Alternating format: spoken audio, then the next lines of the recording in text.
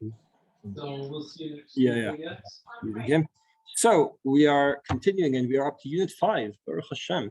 Unit 5 of the Moreno unit. We are learning for the Menucha of Surname Dangur, Surah Muslim Tifur. We're back in Eretz Chanda after being in Mishkan Shananim previously. Now, Glenn is happy because we're back here. I'm also happy to be back here, frankly, but maybe I shouldn't say that on the recording. Yeah. Maybe I'll omit that part. Anyway, I'm gonna cut that part out. So we want to know what is Doraita, what is Drabanan. I must confess that after learning 5, 6, and 7, and then teaching, in the Hebrew class I taught 5 and half of 6 already. So I have a much clearer understanding that the person who wrote these units, like he gets it, but he's missing a bit of like refinement. So I hope to convey that refinement through the Shiur. There's especially in units 2 and 3, I already confessed then, that you can tell the person who wrote units 2 and 3 didn't understand Melachot Shvi'it properly yet. Like he read what's in the Sfarim. There are no mistakes, but sometimes there's a mistake. There's an error, like what you're saying is not true.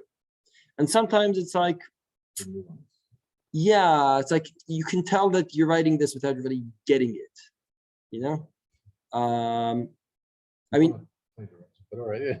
That's what's like. No, plagiarism is when I'm copying from a book, but you don't really quite. It's sheer up there, that's where you catch a plagiarist. So here I'm not.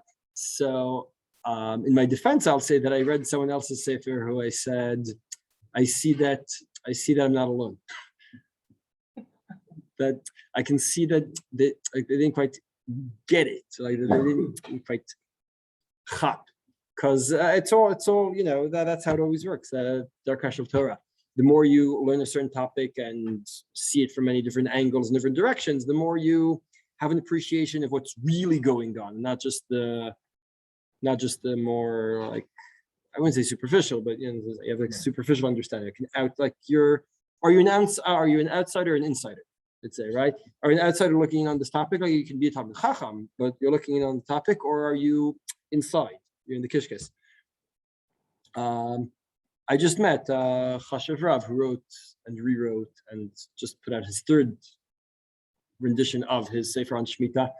And then I saw that, what sugyot like I looked at, but then what sugyot I can really schmooze with them. Anyway, that's the anecdotes for the moment. Let's start going into Melachot Doraita Drabanan. I hope that through the Shiur I'll convey, what should be what. So the psukim, I'll remind us, I'll just read the psukim quickly. You're not at the Sheva Brachot. Oh, I'm sorry. I hope. דבר בני ישראל ואמרת עליהם, כי תבואו אל הארץ אשר אני נותן לכם ושבתה הארץ שבת להשם. Okay, this is שבת להשם. 6 שנים תזרע שדך, 6 שנים תזמור כרמך, ואספת את תבואתה, ובשנה השביעית שבת שבתון יהיה לארץ, שבת להשם, שדך לא תזרע, כרמך לא תזמור, צפיר קצרך לא תקצור, נווה זרעך לא תקצור, שנת שבתון יהיה לארץ. So, we can read it right. There's the general rule of 6 שנים שבתה הארץ שבת להשם, and then שנה השביעית שבת שבתון יהיה לארץ. What does that include? What does שבת שבתון יהיה לארץ include? Sorry? Oh, we're not up to Yovel yet. We're done with unit 4 where we mix Shmita and Yovel. Yeah, but Shana Shvit, Shabbat Shabbaton. What is Shabbat Shabbaton? What? Okay, so what melachot? Shabbos for the land. So what should that include?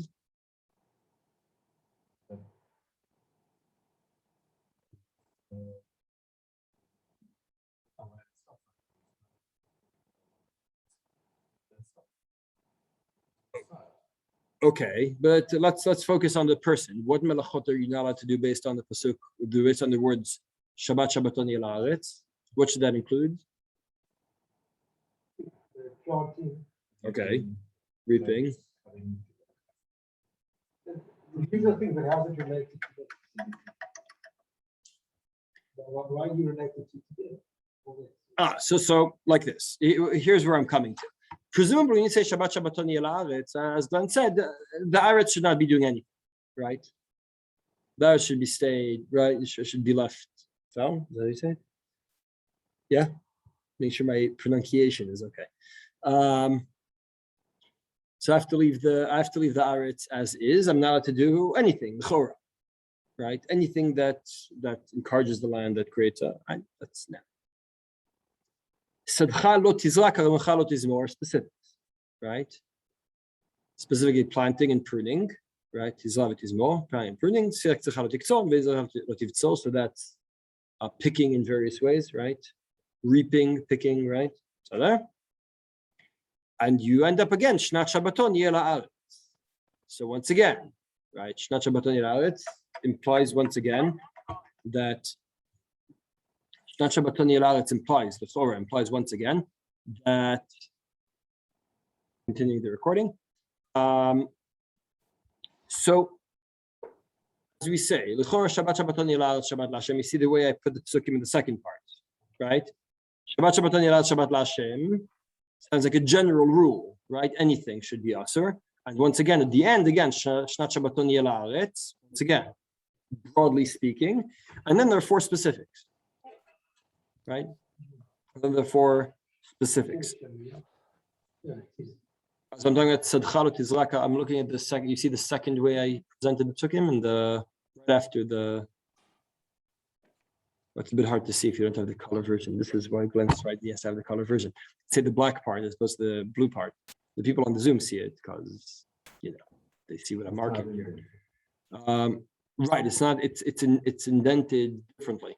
You see where. So the idea is right over there. But over here, right? Oh, okay. So we all got it. Sorry. So this is a klalu pratu halal. Oh. Exactly. Is it a klalu fratu klal, right? You have the rule, and then you have a few specific examples, but the rule is supposed to broaden out the examples more. Or do I say, no, when I say, so the 2 ways of reading this, right? One way is to say, broadly speaking, the karka should not be working at all. Or let's focus on the person for the time being, because that's going to be a bit more complicated. Let's focus on the person. Broadly speaking, you should not be working your field at all. Now, I'll give you a few examples. You should do A, B, C, D. Really refers mainly to critics, and you could then try to make the argument that, oh well, you can do other things, but things relating to critics, right? Correct. Obviously, you can't. Correct. So whether it's supposed to really be hold that thought, because in Unit 6 is going to get even worse. I mean, there's going to go to that. They're going to take Chazal is going to take what you said just now to extreme. So sorry, but indeed, in other words, just as presumably you wouldn't say, well, it says you're not allowed to harvest grain. What about picking apples? That's fine, right? Because it's not grain, it's not grapes, so you're good, right? We don't think like that. So too, generally speaking, Shabbat Shabbat L'Hashem, right, should include all those things, right? The Torah.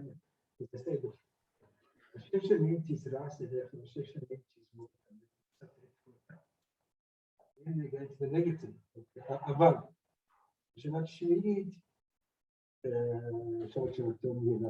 Right.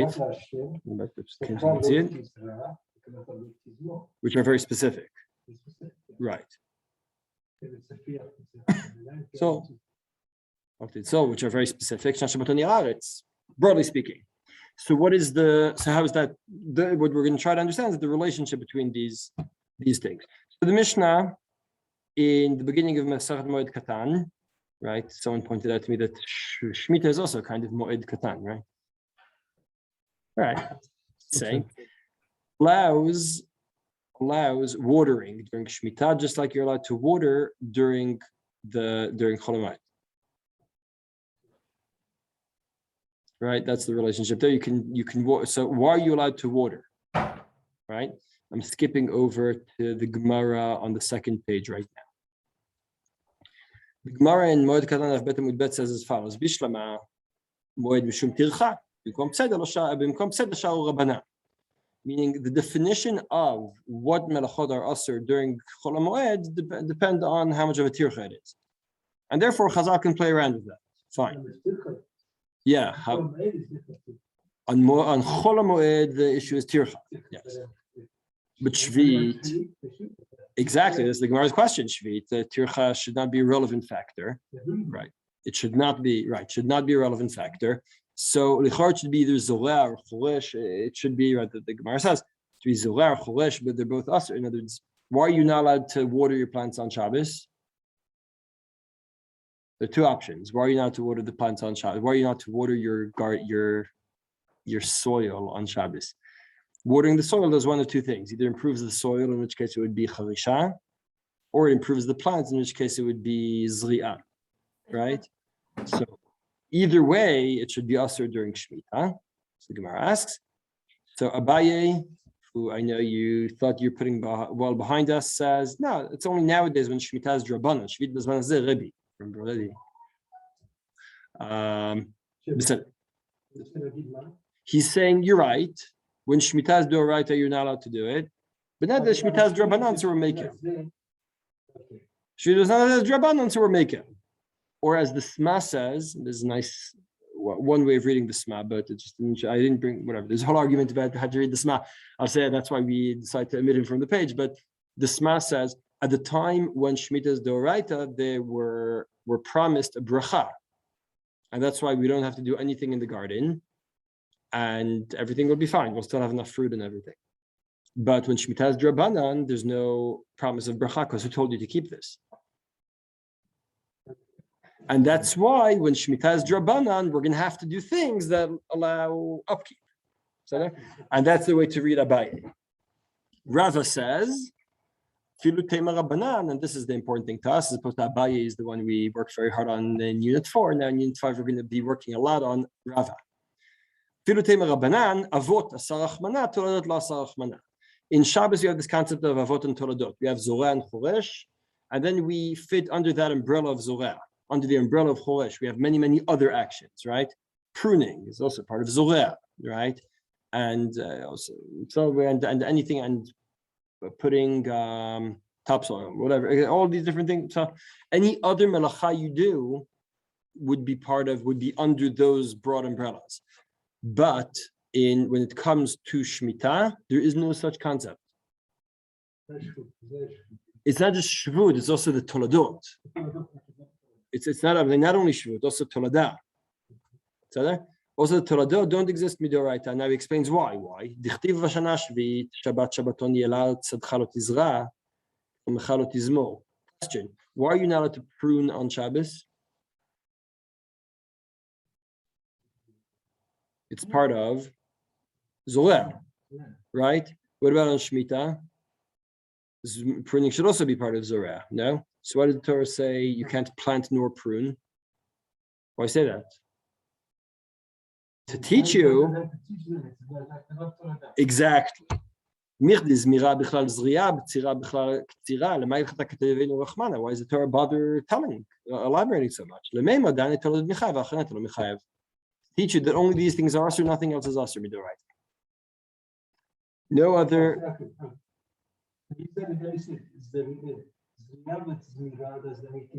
Only things are asur. I agree with what you did just now. Ktsira and btsira are a whole different story. So because picking the plants, that's a whole different story. I'll prove it in 1 second. Question: are you allowed to pick fruit on Shmita? Exactly. Okay. Right. You can't say that categorically you can't pick fruit on Shmita. I can't say that about planting. Categorically, you're not to plant on Shmita, right? But you can't say that categorically you can't pick on Shmita because the next pasuk says, so there must be a way to pick. So that's why picking, let's put that as the separate thing. That in 7 and 8, we're going to go into picking. It's a whole different story. But when it comes to the work you do to create new fruit, right, to improve the crops or whatever, the only doraita things are planting and pruning zim. Now the Gemara asks, so that's what Rava said. Now the Gemara asks, Velo. I don't know. I mean, just a little more to the side. You would think that if it's a rest for the land, that you should be able to do anything that would improve the land, not planting and then not taking it, but anything that you could do to enrich and support and improve the land. You could water, you could add fertilizer, whatever it is, as long as you're not doing it actively for planting at that time. It seems like if it's supposed to be a rest for the land, we can Wait, so now you're asking, we're going to see this Chazal. You see the Chazal Ish, or this Chazal Ish comes up later?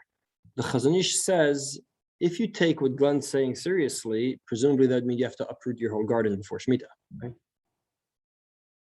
And that thing will grow, Right. not even maintain. Right. No, if you take what I'm saying seriously, you could uproot your garden before you're required to. Why not? Because look, you don't Give the land a rest. The land is going to the land is inadvertently going to work hard during Shemitah, putting out those apples, right? That the land itself could be just resting, or that anything that you do to help the land rest is permitted, not that you're required, but it's permitted. Okay, then you. How would you rest your land? How would I rest my land? I would make sure that it gets fertilizer, nutrients. If it was drying out, I would make sure that I'm not planting anything. I would just Okay, so I hear. it's good. Give it a spot. Yes, you give it a spot. You're giving it the year off. Interesting. The same way, Because usually we say planting one crop one year, one crop another year, so whatever to help the land regain its nutrients, or whatever. interesting. But yeah, the spot thing, this is probably the way I would think about it. That's the way we think about it. I don't know if right. So it's interesting that doesn't really come up, right? In the end, the whole relationship to the land always ends up the relationship to the land and the fruit on the land, right? So that is an interesting point. Right. We mean don't cause creation of new things, new plants. Right. So let's see the Gemara continues and can go into more details now. ולא והתניא סדך לא תזרע וכרמך לא תזמור. אין אלא זירוע וזימור. מניין הניקוש, הידור וכיסוח. So nikush is getting rid of weeds, is weeding. Hidur is creating ruts that allow the water to be maintained around the etc. I'm not going to go into every single detail, but I just wanted to get an idea of what you're doing here. Okay. תלומר, סדך לא, כרמך לא. לא כל מלאכה שבשדך, ולא כל מלאכה שבכרמך. So we have a limud. Says סדך לא תזרע כרמך לא תזמור, asking Glenn's question. Why are we specifically saying sadeh and kerem? Why are we giving one example of each? To tell me, לא כל מלאכה שבשדך ולא כל מלאכה שבכרמך. So other melachot that are done, we're going to have to define what this includes and what it doesn't, but presumably at the moment they're done in both. For the moment, let's suffice it to say that it includes that as well. Rashi actually explains that all three of these are different pruning for different reasons, pruning for slightly different purposes. So there's the Torah pruning and the pruning slightly different purposes in Unit 6. We're going to go into the details of that, but so once again,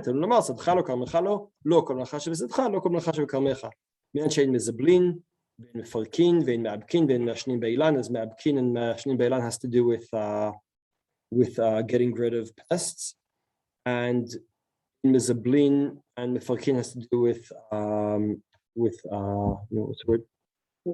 Fertilizing. Thank you.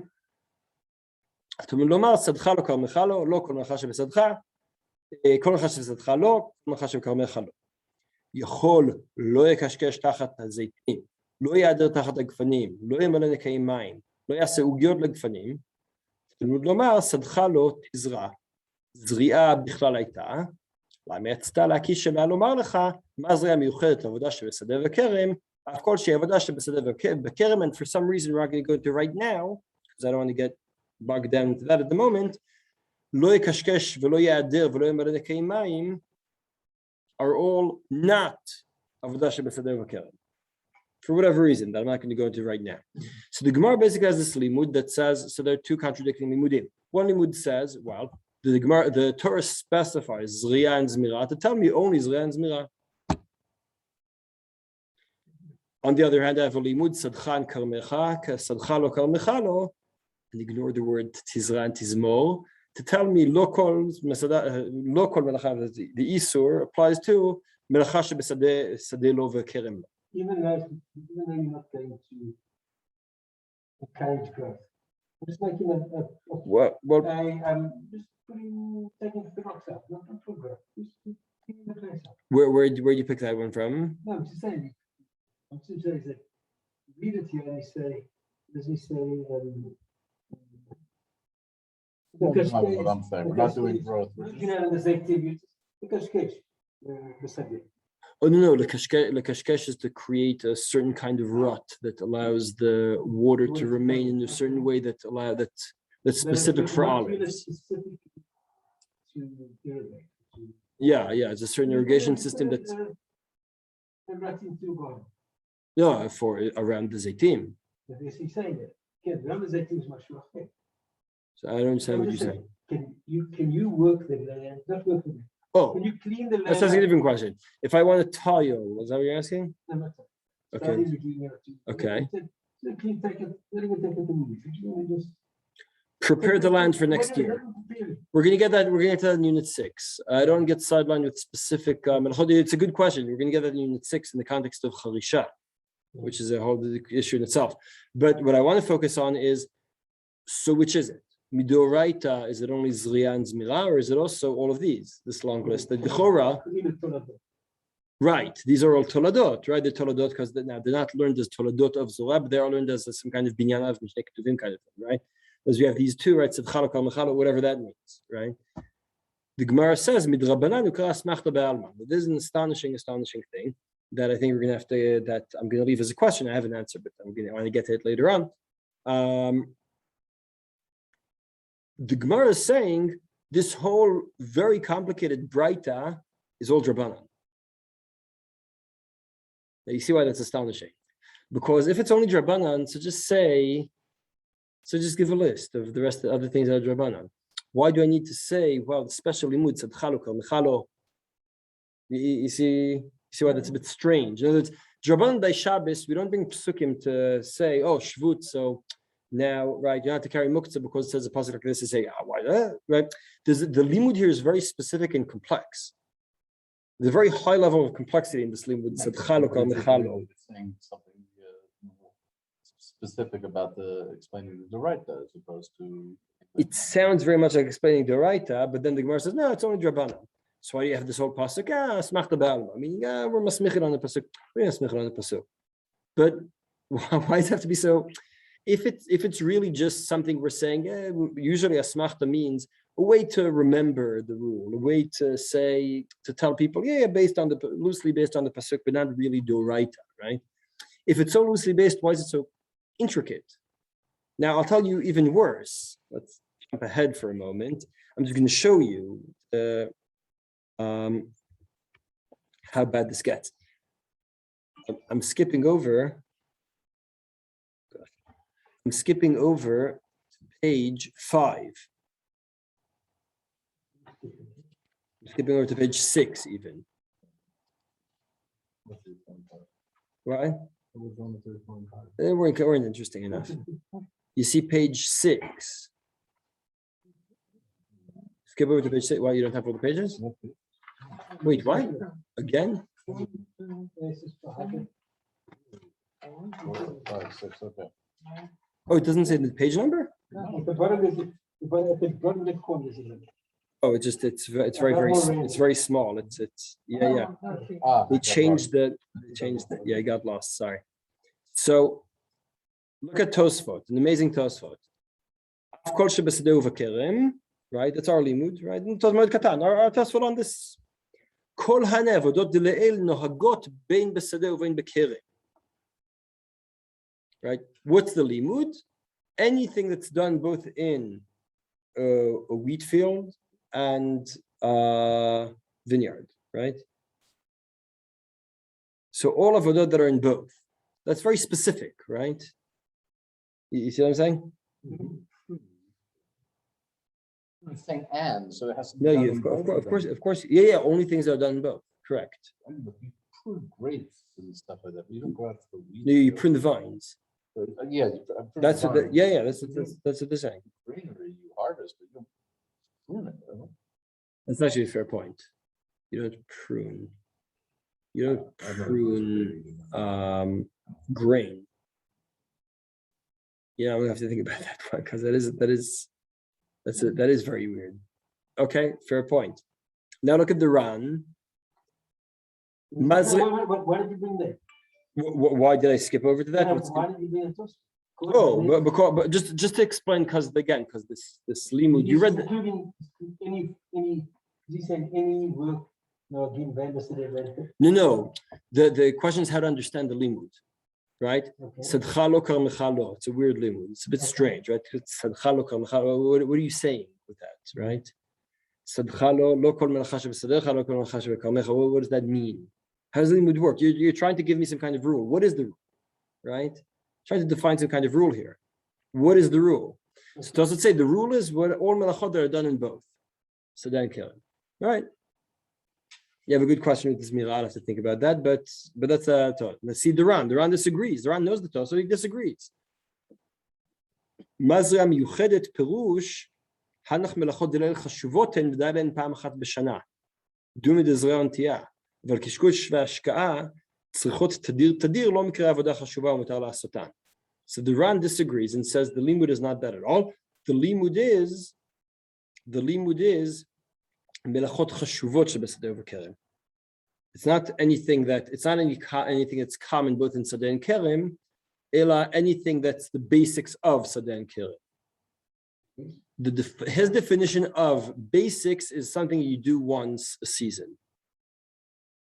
I know he writes Shana, but looking deeper into it, it has to be once a season. Things like there's certain kind of pruning that only has to be done once a season. You don't have to do every week, as opposed to watering that has to be done often, right?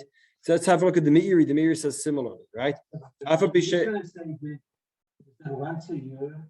Then it's avodah chashuva. Once is not important. Right. It's not avodah chashuva in the sense that it's what creates the crop. There's aspects of Exactly. all crops have a season, and therefore whatever you do, especially within that season or something with respect to that crop, grapes ripen in certain parts, the grain ripens in certain parts. So whatever you're doing, either in preparation or at the end with respect to those crops, that really sort of occurs once a year. Right. That's the idea. Right, that's his definition of chashuv. See the Meiri says similarly.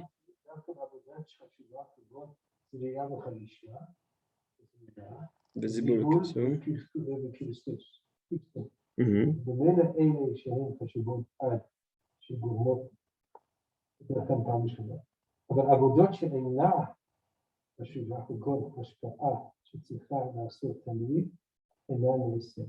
Because the Yisur Draban is only, the Yisur Draban only applies to things that you have to do once, right? Similar to the Ran, right? That's the idea in the Meiri as well.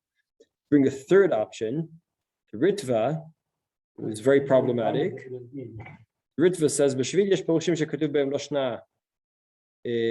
Skip to the second half.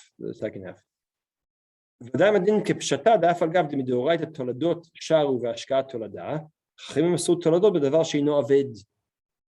ועשו גם כן בדבר עבד, דבר של טורח. עשו כן חולו של מועד בדבר זה. So his definition of כל בסדרה וכרמך is דבר של טורח. Now this is very strange and it's very, but my main point is to say, you see there are three, I just want you to appreciate the intricacy we go into, right? We take this pasuk, what the Gemara seems to say is, Midoraita really only is Rian Zmira, only planting and pruning. Drabanan, add another layer. And the extra layer has to fulfill the specifics of this limud, which is a very intricate limud that all the Rishonim are arguing what does the limud mean, right? It's a weird limud, right? It's not a straightforward limud. When I say weird, what I mean is it's not a straightforward limud, right? It's not like, oh, you're merabeh something that's very clear and obvious. How do I know it's not clear and obvious? Because the three shitot in the Rishonim, what the words mean. I don't mean weird, like, you understand what I'm saying? I mean, it's a unique limud in the sense that it's not that the Rishonim disagree with what Chazal saying. Is the focus on Sadeh and Kerem, or is the focus on Avodah Shebesadeh, right? Which is more like the Ran and the Meiri and the Avodah. Okay, what is Avodah? Once a year, once a season. We're going to very great intricacies, considering we're just talking about an asmachta. It's just supposed to be a memory, right? That's what I mean by the strangeness. But that seems to be the basic. So just to say, the basic rule we have so far is that midoraita, only zriya, only planting and pruning, drabanan, kol shebesader v'kerem, whatever that means, which is based on this very intricate and complex limud that we're going to have to define exactly why,